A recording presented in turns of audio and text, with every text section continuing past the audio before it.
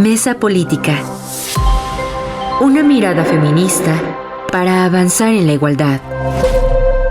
Hola, ¿qué tal? Bienvenidas a una nueva emisión de Mesa Política, una mirada feminista para avanzar en la igualdad. Yo soy Lucía Lagunes Huerta y el día de hoy hablaremos con nuestras panelistas de dos temas que son cruciales. Uno, la resolución de la Suprema Corte de Justicia de la Nación para quitar el piso mínimo del Fondo de Víctimas, que es, óigalo bien, del 0.014% del presupuesto. Eso era antes, ahora la decisión de la Corte fue eliminarlo. Y el otro gran tema tiene que ver con la sanción que se pretende hacer hacia personas consejeras, entre ellas la consejera Dania Rabel y Claudia Zavala del Instituto Nacional Electoral, por pedir que se pospusiera en 2021 la consulta de revocación de mandato porque el INE no contaba recursos para poder hacerlo. De eso y los impactos que puede tener en la vida de estas dos consejeras es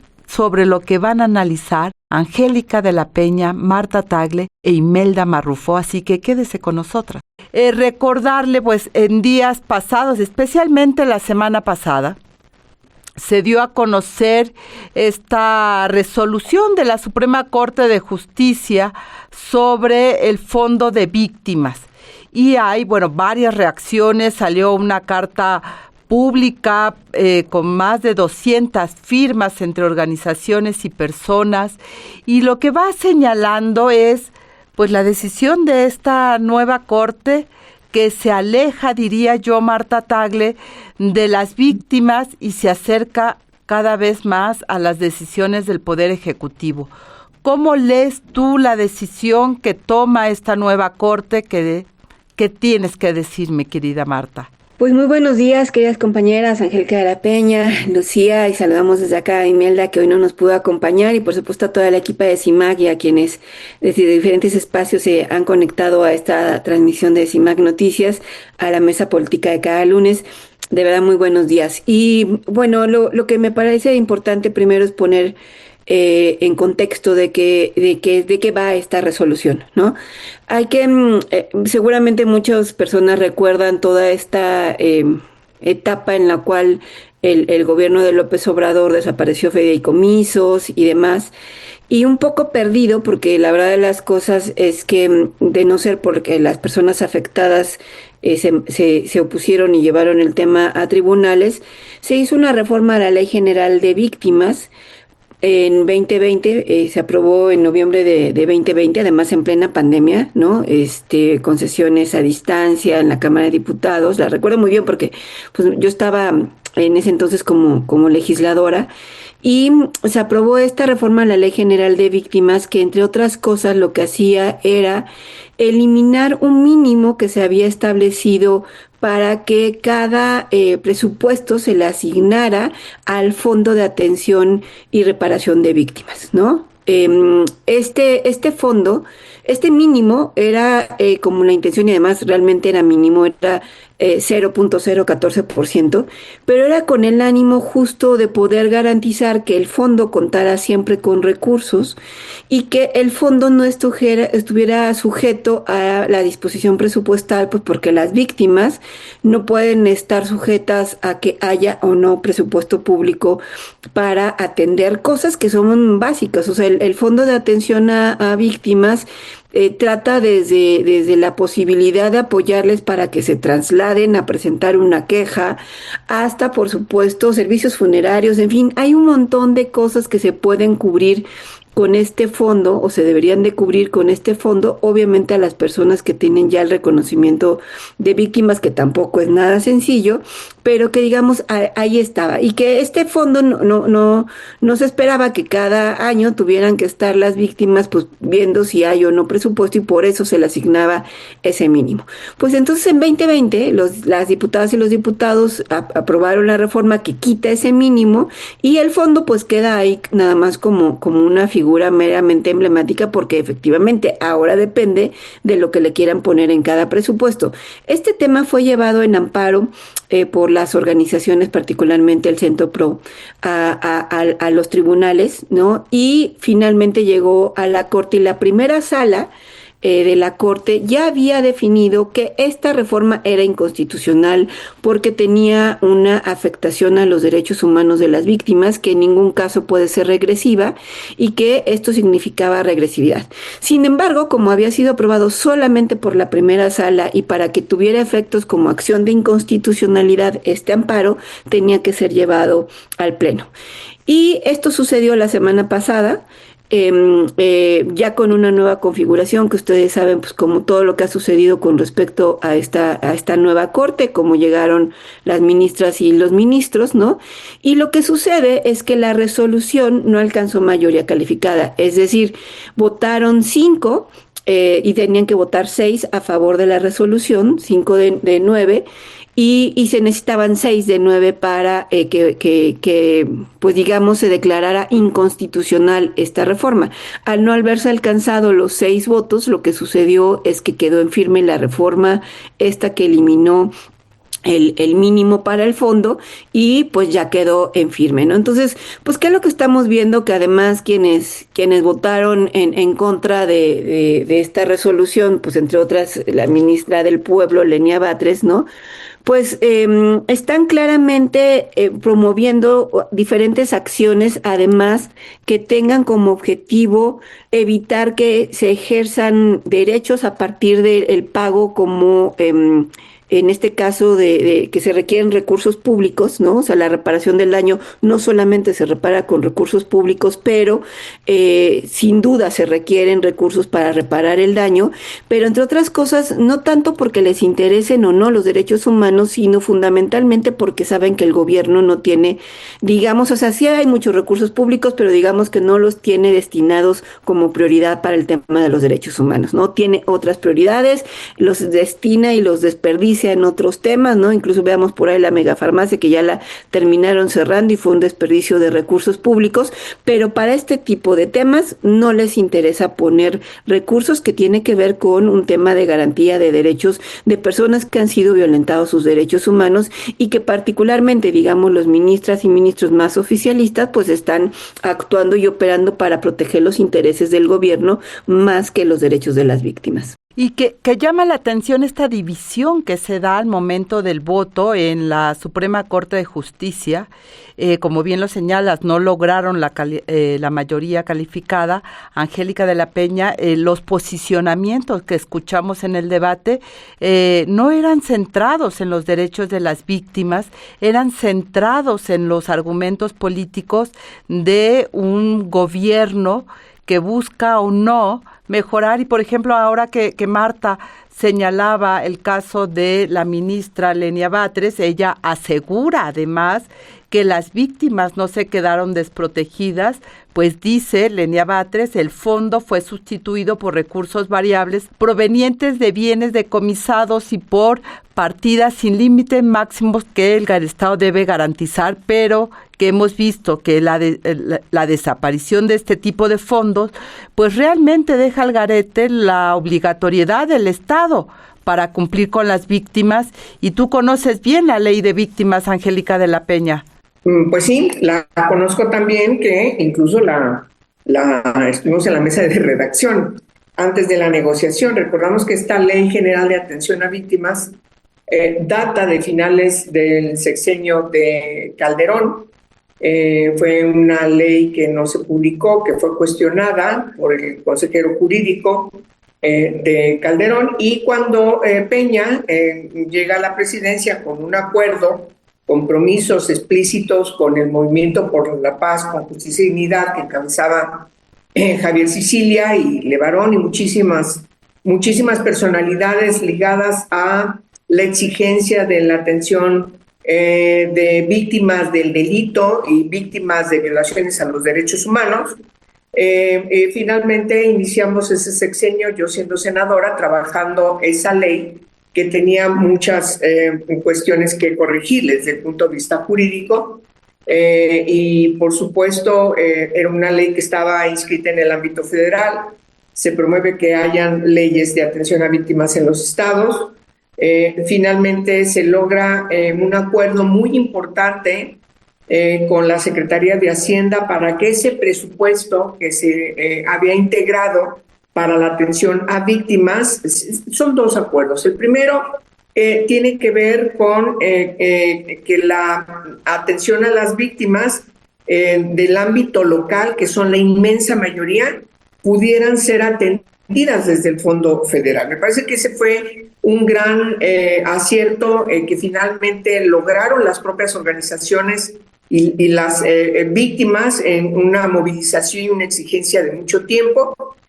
No había tiempo para modificar la Constitución, entonces llega un acuerdo desde esa comisión para que el fondo, sobre todo con Hacienda, pudiera utilizarse también para apoyar a las víctimas de los estados a partir de cumplir con ciertos requisitos. Y el segundo tiene que ver con esto que acaba de mencionar Marta, es decir, que el fondo, para que no tuviera estas dificultades año con año respecto de no tener las condiciones económicas, financieras, materiales, humanas para atender a las víctimas de estas categorías que yo mencioné, víctimas del delito y víctimas de violaciones a los derechos humanos, se decide que cada año desde el punto de vista presupuestal tenga un tanto por ciento que permita integrar a ese fondo y no tener las dificultades que se tenían. Tú recordarás que enfrentamos muchas dificultades, sobre todo porque hubo un momento, yo recuerdo muy bien, que no alcanzaba y tuvimos que hacer un vericueto allí con el subsecretario de Derechos Humanos de Gobernación para lograr tener en ese momento todo el recurso que se ocupaba para poder atender estas exigencias de atención a todas estas víctimas.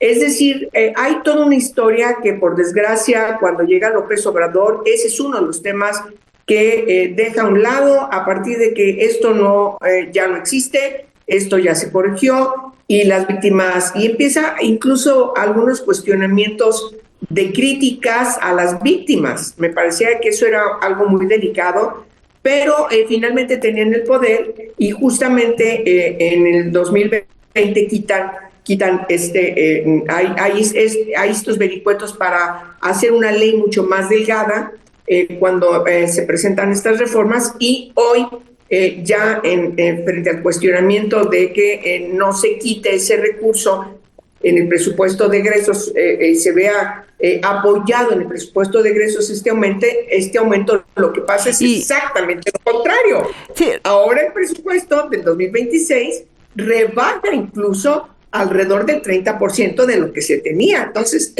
no solamente no se logra lo anterior. Claro, y ahí hay un riesgo en este año del 2020, son 22 los fondos los fideicomisos que desaparecen, entre ellos el del mecanismo de protección y también el de desastres, recordemos, entre otros.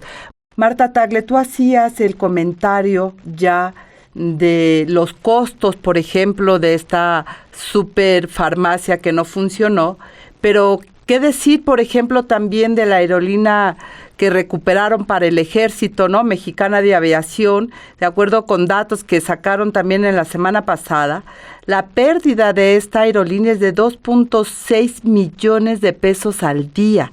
Si hay todo un cuestionamiento de, comillas, lo caro que puede salir este fideicomiso para las víctimas, pero este tipo de recursos no se cuestionan, mi querida Marta, y eso también, yo diría, nos habla de poco compromiso con las víctimas en un país como México, con más de 100,000 personas desaparecidas, y sigue creciendo el número. Sí, incluso como anécdota, ayer me tocaba salir ahí por la Terminal 2, están en varias obras, como ustedes saben, el aeropuerto, entre otras cosas por el asunto de que lo quieren remodelar para el Mundial, pero la anécdota tiene que ver con que en una de las partes del aeropuerto están construyendo una mega sucursal, o sea, un lugar muy grande del Banco del Ejército.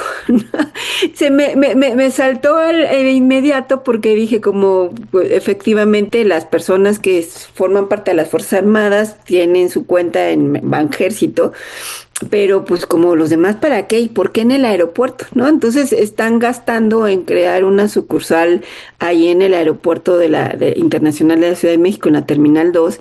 Y esto lo pongo porque justo son de estos recursos que se están destinando sin un objetivo. Muchos de ellos significan desperdicio de recursos y eso también es corrupción, frente a lo que significa, y ahí sí quiero insistir, qué es lo que significa este Fondo de Asistencia y Apoyo y Reparación Integral de Víctimas, el FARI, para que las personas, digo, seguramente quienes nos escuchan tienen idea de en qué consiste este fondo, pero voy a leer algunas de las cuestiones que cubre este fondo, ¿no? Medidas de ayuda inmediata. Atención médica urgente, traslado y alojamiento temporal, alimentación, gastos funerarios, protección y traslado seguro, servicio de emergencia para niñas, niños y adolescentes, que son medidas inmediatas que no requieran resolución judicial previa. También este fondo debe de cubrir medidas de asistencia como atención médica especializada de las víctimas, psicológica y psiquiátrica, pues porque sabemos que hay muchas víctimas que requieren este tipo de atención de asistencia, asesoría jurídica, acompañamiento integral. Y también se consideran en el fondo medidas de reparación integral como indemnización, rehabilitación, compensación y medidas de satisfacción como por ejemplo disculpas públicas, memoriales, etcétera. Y por supuesto todo lo que implique las garantías de no repetición. ¿Qué tipo de víctimas están o deberían de ser cubiertas por este fondo?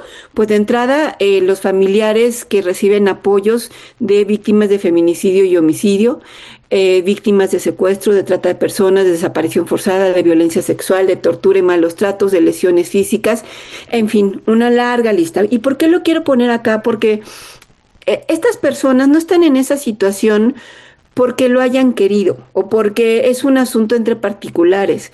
La situación que se enfrenta con respecto al secuestro, la trata de personas, la desaparición forzada, el feminicidio, tiene que ver con una ausencia, omisión o negligencia de las autoridades del Estado y por lo tanto es una violación a los derechos humanos fundamentales de las personas y es el Estado quien está obligado a garantizar que esos derechos que ya han sido violentados estas personas sean atendidos, sean reparados y sean reparados de manera integral. Y para eso este fondo estaba ahí. O está ahí, pero como bien dice Angélica, ya no alcanzan los recursos. Y por otro lado, vemos recursos que se desperdician, que básicamente se tiran a la basura, porque pues ya justo el ejemplo que ponía de la megafarmacia, cuántos prueba y error hemos visto, ¿no? O sea, intentaron con ONU, después la megafarmacia, hicieron el INSABI y sigue sin resolver el problema fundamental que es garantizar los medicamentos. Y ha sido desperdiciar y desperdiciar recursos y por lo pronto las personas siguen sin acceder a los medicamentos en ese caso, pero en este particular pues a la atención a víctimas que pues desafortunadamente en este país tenemos muchas. Muchas, y yo escuchándote Marta recordaba parte de los trabajos periodísticos que ganaron el Premio Nacional de Periodismo y uno de ellos precisamente habla de estas violaciones de derechos humanos. Esto es un caso de Coahuila, si mi memoria no me falla, de unos civiles que salen y que son detenidos por la policía, torturados, en fin, una cosa horrible. Finalmente logran salir, ella logra salir, el esposo finalmente después de la tortura fallece, pero esas son las víctimas del México de hoy. No estoy hablando de la guerra sucia, no estoy hablando de los años 80, estoy hablando de que esto ocurrió en el periodo del gobierno federal de Andrés Manuel López Obrador. Es decir, de esto estamos hablando porque luego pareciera ser que las víctimas pasaron hace muchos años, pero en un país, Angélica, donde además por lo menos cada día hay 10 mujeres que son víctimas de feminicidio, más otros tantos en términos de desaparición forzada, etcétera, que se disminuya, que se haga una medida regresiva, porque eso es lo que hizo la Suprema Corte, me parece que es alejarse cada vez más a la protección y al deber del Estado en ese sentido de la protección de derechos humanos, Angélica de la Peña. Pues sí, porque debemos recordar que la ayuda, la asistencia y la reparación son derechos reconocidos además en la Constitución y en los tratados que México ha aprobado, de manera que ojalá no tuviéramos esta situación tan tremenda en México. Cuando tú llegas, que esa es una discusión que estaba detrás, llegas a tener que diseñar, discutir a partir de una exigencia social de víctimas, de sus familias, de que México necesita una ley de estas características, dices, ¿pero por qué llegamos a esto? ¿O cómo fue que llegamos a tener que legislar para reconocer que el Estado tiene una deuda contra las víctimas, además de revictimizarlas, también la desatención respecto del cumplimiento de la ley que finalmente logró pues la voluntad política de quienes gobernaban. Por supuesto que no era un tema de su simpatía, sin embargo, yo no escuché nunca estarse quejando que la bronca venía de gobiernos anteriores. Hoy tiene 7 años Morena gobernando y todavía sigue diciendo que las broncas que tiene son de los gobiernos de hace 3 sexenios. Entonces dices, ¿qué pasa en este país? Yo creo que hay un problema. Me parece que lo que acaba de mencionar Marta es importante retomarlo, porque lo que está detrás es que no hay una rendición de cuentas. No, todas estas grandes obras caprichosas por parte de López Obrador, que pareciera que está gastando el dinero de su bolsa y es el dinero de todas las y los mexicanos, y sobre todo cuando está impactando a derechos que poco a poco se han venido configurando. Este tema de la atención a las víctimas es uno de ellos, pero también tiene que ver con otros rubros muy sentidos. Miren, ¿qué pasa con la construcción de un aeropuerto que no sirve para nada y que tienes que estar parchando el aeropuerto que se supone iba ya a cerrarse porque iba a tener otro aeropuerto con las condiciones que se requerían para mejorar la necesidad de nuestro país, del principal aeropuerto de México? ¿Qué pasa? ¿A quién? ¿Qué es lo que está detrás?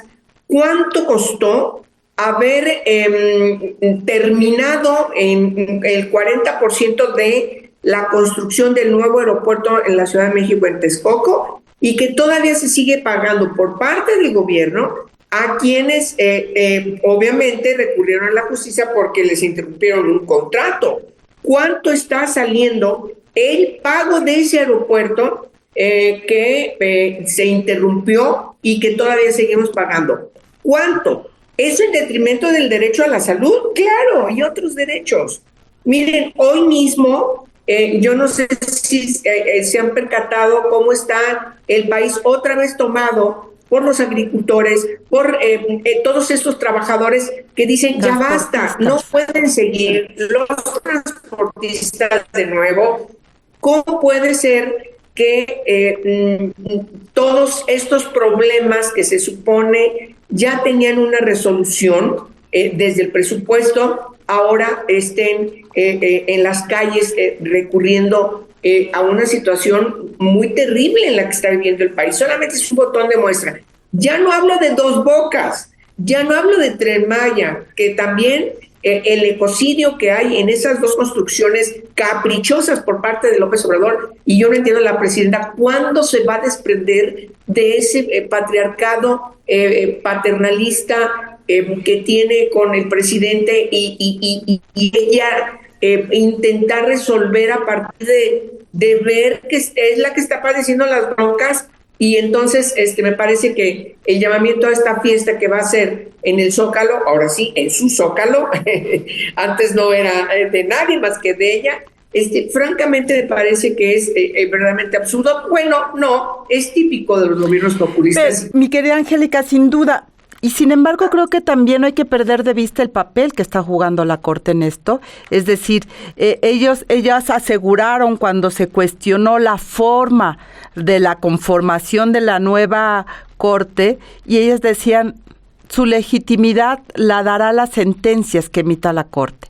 Y aquí tenemos una que coloca precisamente hacia dónde la corte, que se supone defiende al pueblo, realmente está para defender al pueblo y no para proteger los intereses del gobierno en turno, porque de eso también estamos hablando, mi querida Marta Tagle. Esto me parece muy importante porque creo que queda, y tú lo señalabas, no lograron los consensos de mayoría. Me parece que revisar la sesión y escuchar los argumentos planteados de quienes estuvieron en el debate nos dejan como, al menos a mí me dejaron muchas preocupaciones de cuál era el foco de discusión realmente que se estaba debatiendo en este tema. Por un lado, los argumentos que protegían al gobierno federal y que estaban alejados totalmente de las víctimas y de sus derechos. Y eso me parece que nos habla también de lo que tú ponías muy al principio, Marta, de el oficialismo mayor o menor que se puede encontrar en esta conformación de quienes votaron para que no se mantuviera esto del 0.014%, y entre ellos una ministra que conoce perfectamente a las víctimas porque viene de la Fiscalía, Sarirene Herrerías, que conoce perfectamente los entretejes y las dificultades que enfrentan las víctimas, y pues era la fiscal de Derechos Humanos, ni más ni menos, es decir, que si algo conocía era del tema, supongo yo, Marta Tagle. Sí, es tremendo. O sea, yo creo que aquí me gustaría poner sobre la mesa dos cosas que me preocupan muchísimo. Sí, esta discusión en la Corte y quienes votaron en contra de la resolución, y también del otro lado el cómo el tema no tuvo mayor repercusión en la opinión pública, de no ser por CIMAC Noticias, que sacó una nota, y alcancé a ver alguna otra nota del Economista, que digamos tampoco es un periódico con mucho público, pues, ¿no? No tuvo mucho impacto la nota. Entonces yo creo que son los dos temas que creo que me parece importante poner sobre la mesa. Primero, por eso decía yo irónicamente un poco que quien llevó la batuta en la discusión en contra, en los votos en contra, fue la ministra que se ha hecho llamar la ministra del Pueblo, Lenia Batres, porque al final de cuentas tenía totalmente una posición como contraria y como negando esta posibilidad de que existan las víctimas hoy en día, ¿no? O sea, este discurso de que pues ya no hay víctimas del Estado y ya no hay víctimas de violación de derechos humanos y porque el gobierno es bueno y etcétera, ¿no? Y entonces, o sea, no solamente es negar esta calidad de víctimas a tantas personas que en nuestro país están siendo violentados sus derechos, sino además asumir que este gobierno simple y sencillamente pues ya no tiene nada que ver en atender los problemas generados con respecto a la violación de derechos humanos, que hay tantas en nuestro país, y que efectivamente de ese lado estuvieron también Sarirene Herrerías, que tú ya bien decías cuál es su perfil, y también estaba Estela Ríos, que fue consejera jurídica del gobierno. O sea, digamos que no son gente que no sabe el tema, o sea, que de una u otra manera ya le has tocado atenderlo, ¿no? Y que saben lo necesario que se vuelve justamente este fondo en momentos donde las víctimas están atravesando por situaciones realmente complejas, ¿no? Entonces, yo por eso decía en el principio de mi intervención que me parece que más bien lo que están haciendo este grupo de 4 ministros, porque el otro que fue Irving el que votó, en contra, lo que están protegiendo son los intereses del gobierno, que tiene que ver con que, pues no tenemos para pagarle a las víctimas y pues ahí habrá que ver de dónde sacamos y cuánto les damos y nada más, y entonces no vamos a generar la obligación de que haya un mínimo establecido y adiós, ¿no? Entonces estaban operando más para los intereses del gobierno más que en la protección de los derechos humanos de las víctimas que se han visto en esta situación de ya ser reconocidas como víctimas, que insisto, tampoco es un proceso sencillo, y que ya tener reconocimiento de víctimas de derechos humanos ha llevado su propio proceso. Y por otro lado, sí reconocer que ustedes en CIMAC estén retomando el tema, el que hoy lo estemos discutiendo, porque me parece que también lo hemos dicho particularmente las buscadoras, las madres buscadoras, ¿no? Muchas veces terminan quedándose solas y esto habla que las víctimas están solas, no solamente frente a sus victimarios, sino frente al propio Estado y hoy el poco conocimiento, la poca difusión de esta resolución, pues habla justamente de esta soledad en la que también se encuentran la mayoría de las víctimas. Y que finalmente no es que no haya dinero, Marta, yo creo que hay dinero. Pues lo decía ya Angélica, solo mencionar algunos, pero las prioridades no están en las víctimas, las prioridades no están en las personas, está en los proyectos emblemáticos del gobierno mexicano. Hoy mismo en la mañanera la presidenta presumía precisamente la conexión entre el tren interoceánico y el Tren Maya, que para eso sí hay dinero, para mantener un aeropuerto que prácticamente está en litigio permanente con las aerolíneas, y que ahora en este aeropuerto de la Ciudad de México pues van a tener que convivir nuevamente algunos que se habían ido al AIFA, hoy van a regresar. En fin, de eso estamos hablando, del dinero que sí existe y que está ahí. Bueno, yo creo que el dinero siempre ha existido, lo que ha existido es un mal manejo, pero además una pésima o nula supervisión de el manejo de ese recurso. Por desgracia, lo que pasa en la Corte pasa también en otros organismos que deberían ser autónomos, independientes, y me parece que en este caso todavía la Auditoría Superior de la Federación, que se encarga de revisar cómo se gastan los recursos del gobierno federal, pues sigue siendo muy corta respecto a los resolutivos y la vigilancia que debería tener. Ahí México tiene un grave problema porque no hay una supervisión de cómo se gasta el recurso, si es eficiente, si es eficaz, si fue para lo que se programó, si faltó, si sobró, qué pasó. Y tienes un desastre tremendo que no te puedes explicar más que el de que hay una situación de corrupción muy grave. ¿Cómo puede ser que Pemex se encuentre en la situación en la que se encuentra, por ejemplo?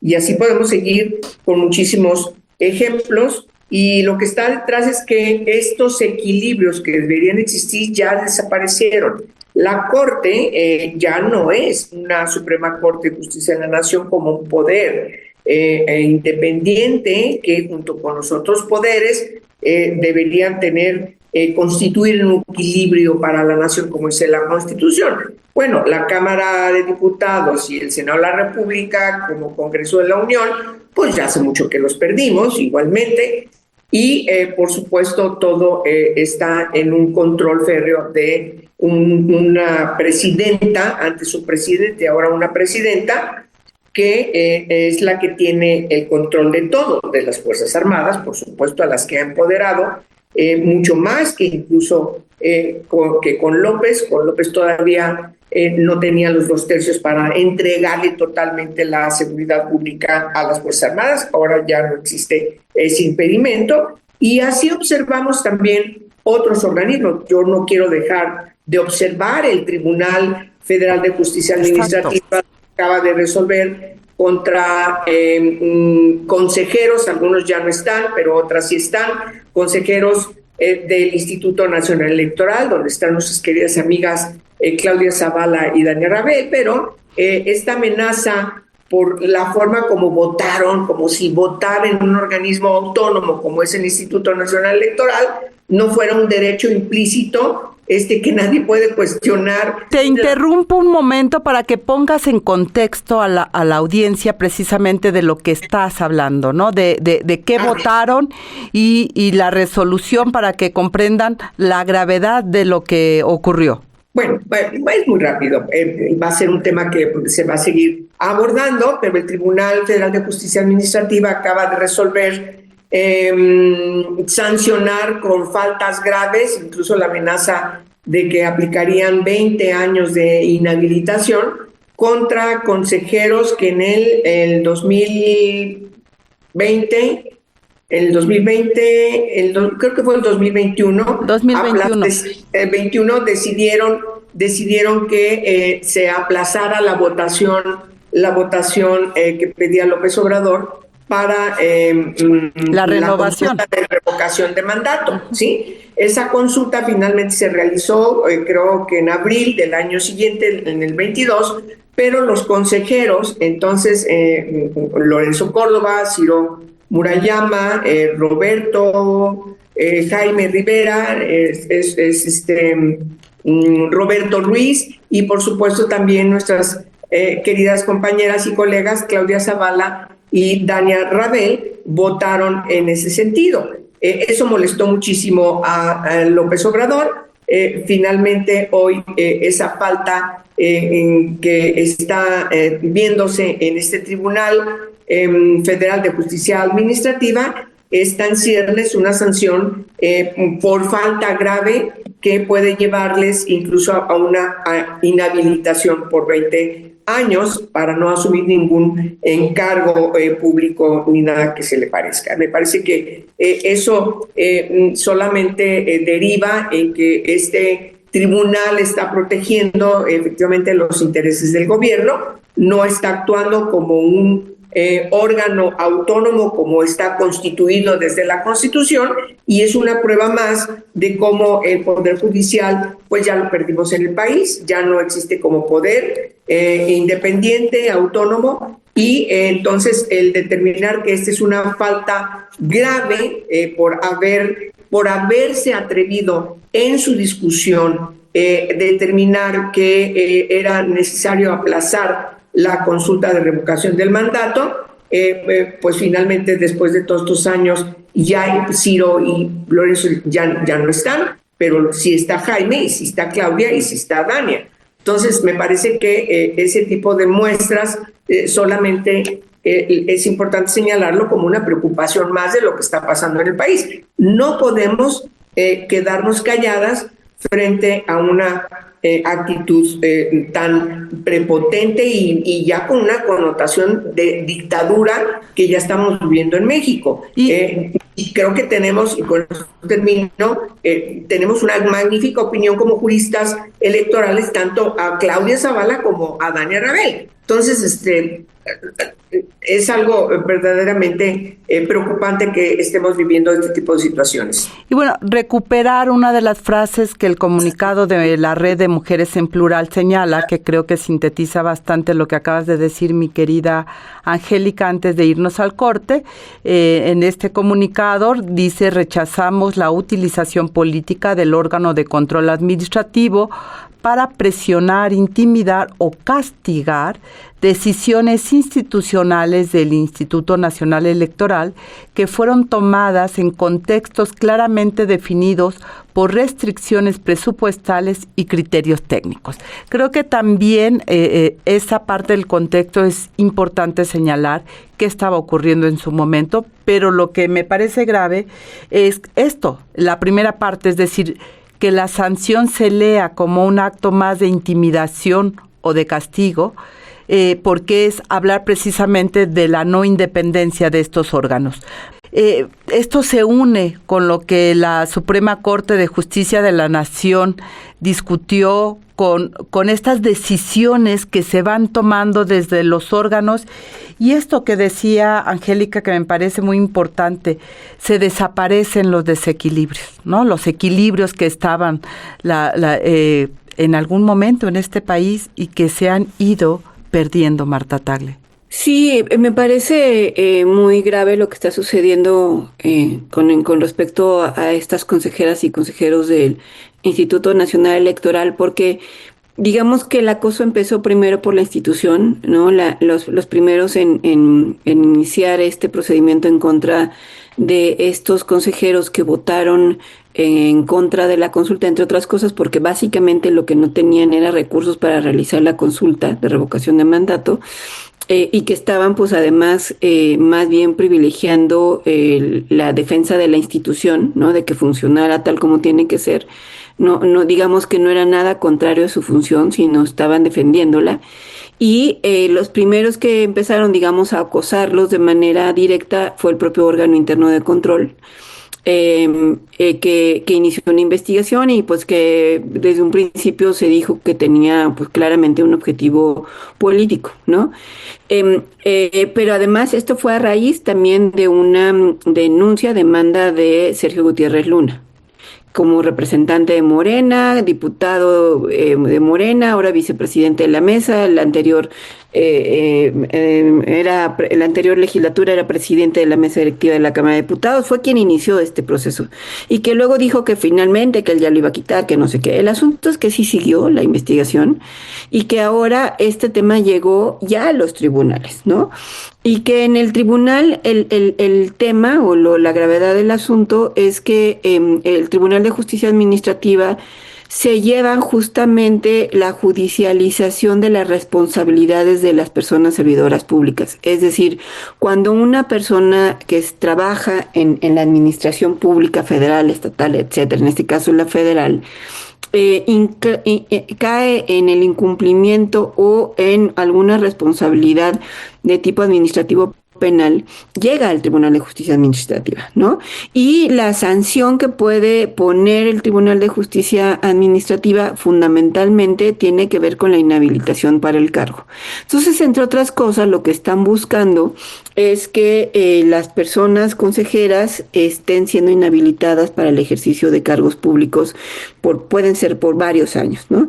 Y como bien decía Angélica, pues hay dentro de los que están buscando ser sancionados, tanto algunos que ya fueron consejeros y salieron, como el caso de Lorenzo Córdoba y Ciro Murayama, pero quienes están ahora todavía al interior del INE, que son las consejeras Dania Rabel y Claudia Zavala, quienes están siendo investigadas, ¿no? Entonces, me parece sin duda que además, entre otras cosas, pues lo que busca es generar una presión indebida ante su actuación, porque ellas siempre han sido consejeras que han actuado con apego a la ley, al derecho, todas sus participaciones siempre son fundamentadas, ¿no? Y entonces me parece que lo que está en riesgo al final de cuentas es una actuación que no, aquí no estamos hablando de una cuestión subjetiva, sino todas sus actuaciones tienen que ver con apego al derecho y a lo que establece la ley. Y que por ese sentido sean de alguna manera acosadas por estos tribunales, ¿no? Pues, y que ha ido escalando, me parece muy grave, y pues que como también tú muy bien comentabas, y con eso termino mi comentario, pues desafortunadamente lo que estamos viendo por parte del que supuestamente debería de ser un poder autónomo, como es el Poder Judicial, el tribunal forma parte de ello, pues en realidad está operando, como lo veíamos con la Corte, pues para proteger los intereses del gobierno antes que garantizar el Estado de Derecho en este país. Porque ¿quién se va a atrever a estar en contra del gobierno en turno, cuando 4 años después de esa votación, estamos hablando de 2021, sigue habiendo una persecución que hoy coloca precisamente la guadaña encima de varios consejeros, entre ellas Dania Rabel y Claudia Zavala, ¿verdad?, quienes ponen en tela de juicio la independencia y la autonomía de estas instancias que tendrían que ser así, independientes y autónomas, y que sus criterios sea lo que define el papel de cada una. Angélica de la Peña, estamos yo diría, confirmando las sospechas que teníamos de este cierre de contrapesos que se buscaban. Pues miren, no hay que pecar de ingenuidad. Las personalidades que ya no están en el Consejo, pues tienen en un futuro una carrera política y cuando la ley se los permita. Lorenzo Córdoba es una personalidad muy importante y yo creo que tiene que ser tomada en consideración, igual que Ciro, y por supuesto nuestras queridas compañeras, que insisto, lo que las ha caracterizado a ambas es, además de su independencia, el análisis de todas sus argumentaciones. Me parece que son el prototipo de funcionarias y funcionarios de organismos electorales que buscaríamos siempre se garantizara con estas características que hemos encontrado en ellas a partir de lo que han resuelto. No es un asunto de simpatía personal que existe, sino sobre todo por ser la materia de lo que estamos hablando, los argumentos que ellas esgrimen. Y si efectivamente nos recordamos esa discusión que llevó a la determinación de no realizar, de que no había condiciones para realizar esa consulta que debía ser organizada por el Instituto Nacional Electoral en todo el país, porque recordemos que en ese presupuesto de egresos que anticipó ese año de trabajo del INE había sufrido recortes. Y entonces, y además amenazaban con mayores recortes porque López Obrador lanzó el proyecto de que el INE tenía muchísimo dinero y que ese dinero no debía llevarse a ese tipo de organismos y que tenía que ser ocupados para otras cosas. El problema es que una organización de esas características, que fue lo que se evaluó, pues simplemente no lo podía garantizar el INE. ¿Qué es lo que se requería? Pues que les aumentaran el presupuesto. Pero obviamente lo que hoy está en la discusión es que la determinación no fue legítimamente fundada respecto de que no se tenían los recursos que la Cámara de Diputados debió haber asignado para que el Instituto Nacional Electoral pudiera organizar una consulta de esas características. Y entonces, ¿qué pasa? Pues ahora lo politizan y lo sacan después de varios años, pues no podemos darnos cuenta de que esto tiene un asunto político detrás, precisamente porque estas personalidades se han distinguido justamente por ser votantes en el organismo electoral, no a modo del gobierno, que es lo que busca. ¿Qué es lo que busca? Y es lo que ya logró con este tipo de instituciones en el Poder Judicial y que hoy estamos viendo al tribunal justamente definiendo una situación, una decisión que nos va a demostrar que ciertamente pues quienes están ahí están igual que en la Corte, lo acabamos de ver en la Suprema Corte, personalidades que antes pensaban de otra manera y ahora están alineadas al gobierno. Bueno, el Tribunal Federal de Justicia Administrativa pues está siguiendo la misma ruta. Sí es preocupante, sí hay que decirlo, y ojalá que este tipo de cuestiones no estuvieran pasando en el país. Realmente yo estoy muy preocupada porque también repercute esto en los asuntos que tienen que ver con la exigibilidad de los derechos de las mujeres y las niñas. Claro. Somos el 52% de la población. Cualquier cuestión que impacte a los organismos autónomos, pues claro que impacta también a la otra mitad de la población de este país. Y que lo preocupante, Marta Tagle, es cómo vemos la utilización como medida de control de la ley. Entonces, de las instancias. Porque, insisto, ¿quién se va a atrever a disentir públicamente de aquello que tendría que disentirse con la libertad y la garantía de que no vas a ser perseguido por ello, mi querida Marta Tagle? Sí, y digamos que nuestras compañeras, como bien lo ha dicho Angélica, las consejeras han sido muy fuertes y han estado teniendo esta capacidad de siempre ser autónomas, independientes. Pero no solamente es una persecución sin fin, pues, o sea, el que ya llegue el asunto al Tribunal de Justicia Administrativa, o sea, no solamente es una persecución como meramente simbólica, el tribunal puede imponer sanciones. y sanciones que repercutan en sus actividades de desarrollo profesional. Y creo que eso es lo más grave del asunto, ¿no? Porque digamos que de alguna manera puede haber estas presiones indebidas por parte del gobierno y del Estado, y muchas veces pues se ha mencionado, ¿no? Que las llamadas y que te quieren sacar un expediente, etcétera. Pero ahora ya estamos ante algo muy concreto, ¿no?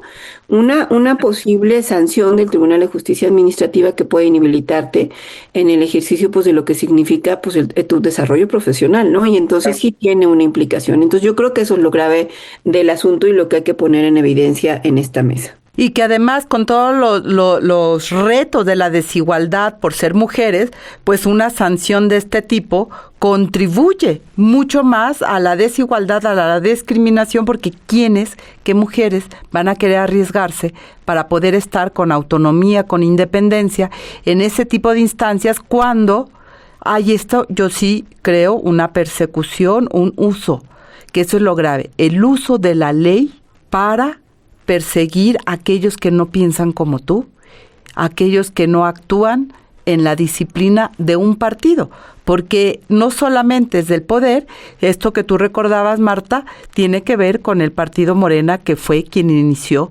dentro este proceso judicial que dijo que iba a quitar, que ya vimos que no, y 4 años después estamos viendo los resultados.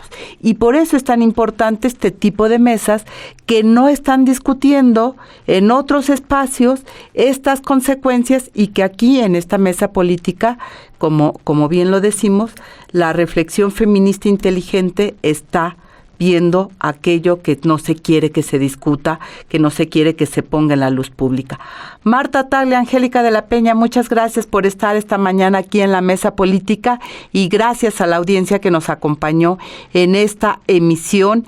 Eso fue todo en este episodio de Mesa Política, una mirada feminista para avanzar en la igualdad. Les invito a compartir sus comentarios en nuestras redes sociales y recuerde que puede escuchar el resto de nuestros episodios en Spotify.